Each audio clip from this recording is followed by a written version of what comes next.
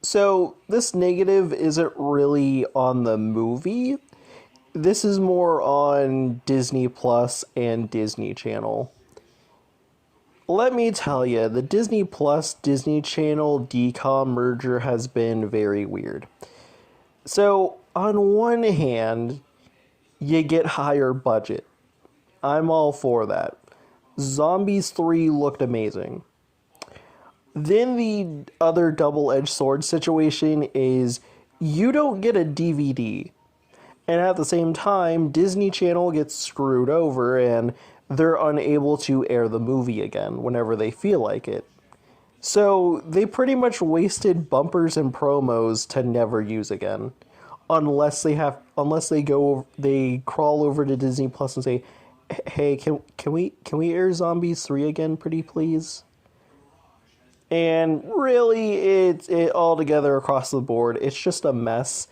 It it's unfair to people who don't have cable, so they won't be able to get a DVD, and it's unfair to people who don't have Disney Plus and only have cable, so they're only left with watching the movie only one time. So yeah, that's one of the biggest negatives, and at the same time, I would be very shocked if this movie feels like an event, to be honest with you. And that's another downside. You're kind of losing an old experience that old Descendants fans got to have, but new Descendants fans won't be able to experience because of some BS with Disney Plus.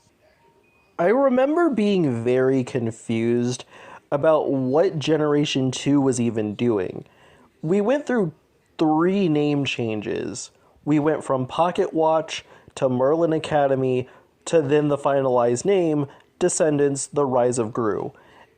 And honestly, back during the Pocket Watch and the Merlin Academy era, it sounded like we were getting two different movies. We were getting a prequel movie that had Maleficent and Hades and a few other characters. Then we had, the Wonderland promise, Red, etc., etc. But it sounded like two different eras were going on.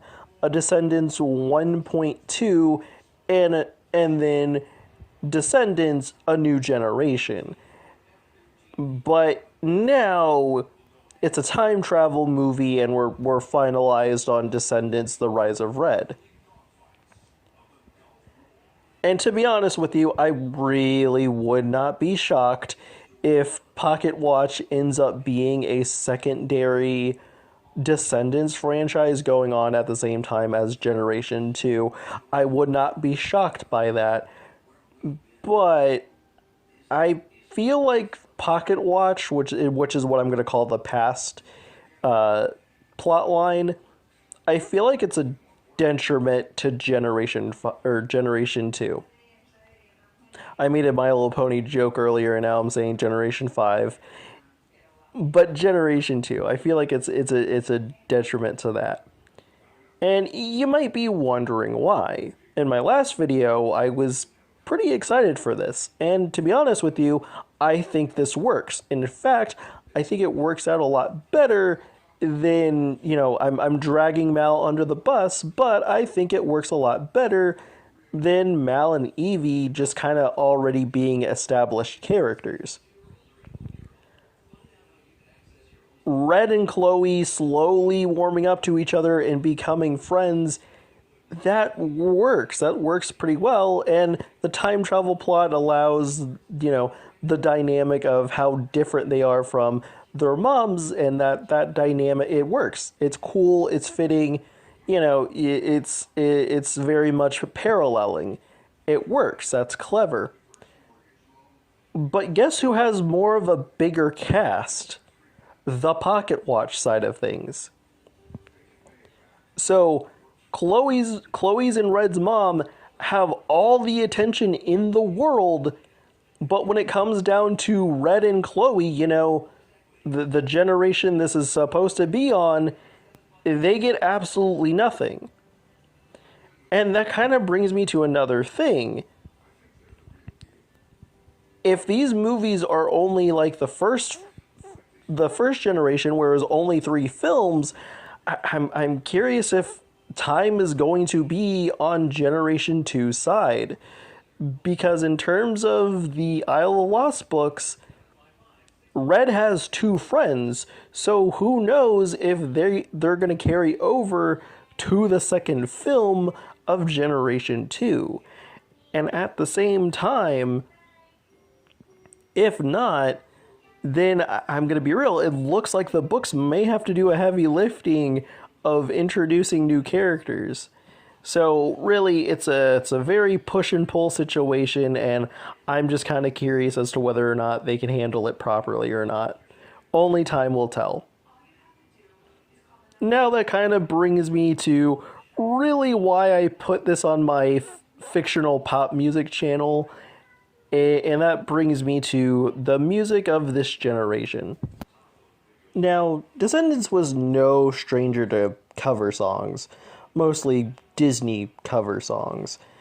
And they only really did this one time, and then they just saved them for the end credits of the movies for films 2 and 3.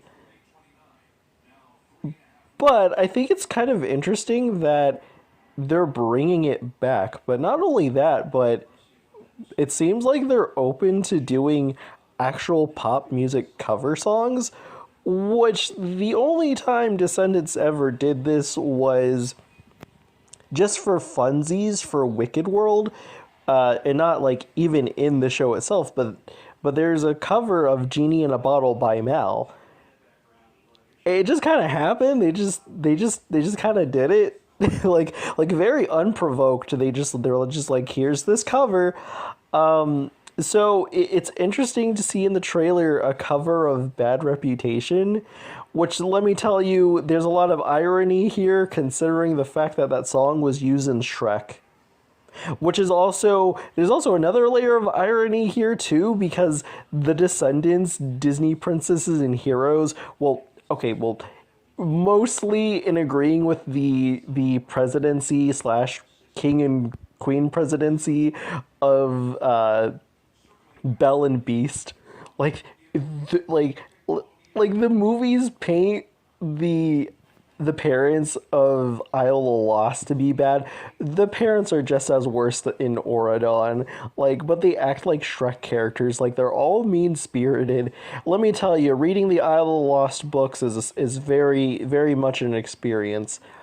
But I am definitely shocked that we're doing pop music covers in here. I guess we've very much came a far way from Shawn Mendes's Believe. Joking aside, I'm definitely kind of curious to see what other pop music covers Descendants is open to doing, because I don't know, I think they would kind of go hard on doing more covers, I'm just saying.